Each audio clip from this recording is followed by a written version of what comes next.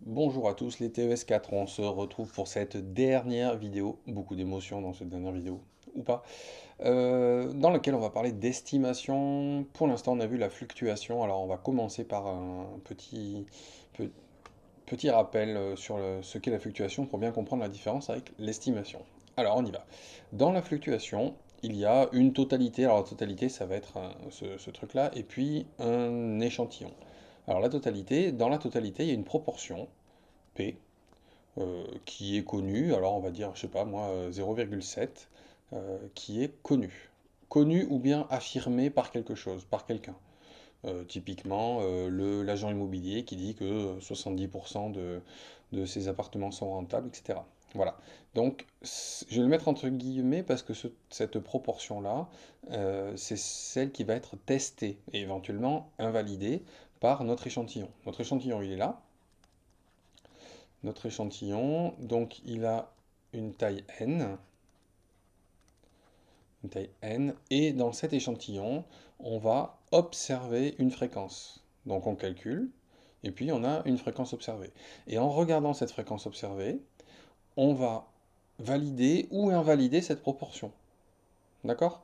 Donc la connaissance, en fait, euh, la connaissance, elle vient de notre échantillon et on va essayer de voir si ce qui est affirmé sur l'état général est quelque chose de vrai. Pour ça, on a besoin donc de l'intervalle de fluctuation asymptotique, qui est, je vous le rappelle, P moins 1,96 racine de P facteur d'un moins P sur racine de n, et puis P plus la même chose de l'autre côté, je ne vais pas tout réécrire, etc.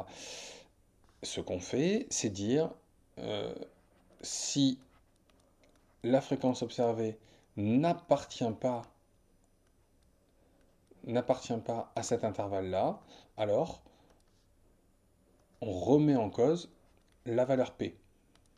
Ok? C'est ça un travail de fluctuation. C'est-à-dire, en regardant l'échantillon, on se dit, ben tiens, ce qui m'a été affirmé ne me semble pas juste, ou bien au contraire me semble juste. Ok?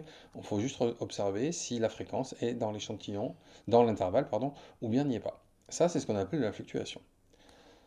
L'estimation, en fait, c'est plus simple. Dans l'estimation, P, eh ben, il est tout simplement inconnu. D'accord? Ce que l'on va avoir, c'est l'échantillon. Et c'est en observant l'échantillon qu'on va estimer, d'où le nom, qu'on va estimer la proportion totale. Donc une taille n toujours, et toujours une fréquence observée. Ce qu'on dit dans la partie estimation, c'est qu'il y a 95% de chances, on est toujours sur des 95% de chances de se tromper et 5% de chances d'avoir tort. Dans l'estimation, on va dire que P appartient à l'intervalle. Alors cet intervalle, lui, on va l'appeler l'intervalle du coup de confiance. C'est fops moins 1 sur racine de n, fops plus 1 sur racine de n.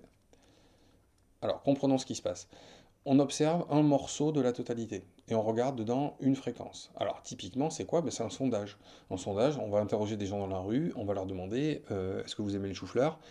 Ils vont répondre à 0,34%, je vais écrire par exemple 0,34%, euh, 0,34 comme fréquence des gens aiment le chou-fleur, c'est très bien.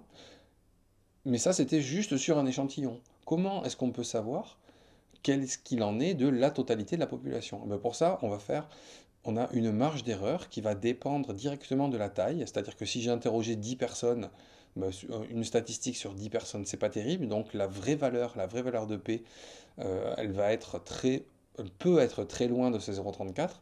Par contre, si j'ai interrogé 1 million de personnes, alors là, la statistique que j'ai sur 1 million de personnes, il y a de grandes chances qu'elle soit quasiment vraie, autrement dit que cette valeur P soit très très proche de 0,34. Ok? Donc, faire de l'estimation, c'est faire des sondages et essayer, à partir de la valeur trouvée donc dans l'échantillon, essayer de deviner un intervalle dans lequel devrait être normalement la vraie proportion. D'accord? Alors, on voit ça en partie cours. Donc, j'ai rappelé ici la différence entre la fluctuation et l'estimation. En partie estimation, la proba est inconnue, c'est très important.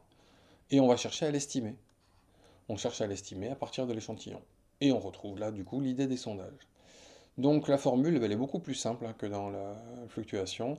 Si on a fops, la fréquence qu'on a calculée, sur un échantillon de taille n, notre proportion P qui n'est pas connue, eh ben on sait qu'elle est dans l'intervalle fops moins 1 sur racine de n, fops plus 1 sur racine de n, dans 95% des cas.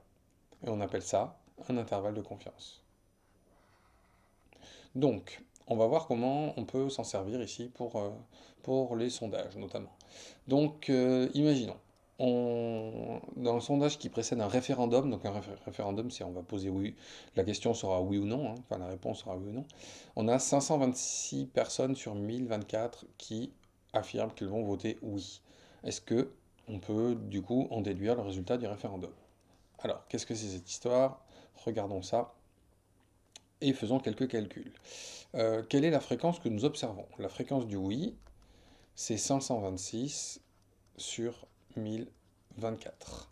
526 sur 1024, je prends ma calculatrice, et ça fait à peu près 0,51. Bon, donc ma fréquence que j'ai observée, c'est 0,51, elle est là. Et 0,51, bah, donc c'est au-dessus de 0,5, donc on est censé deviner à partir à partir de ce sondage que bah, le oui va gagner, parce qu'on est légèrement au-dessus de la moitié.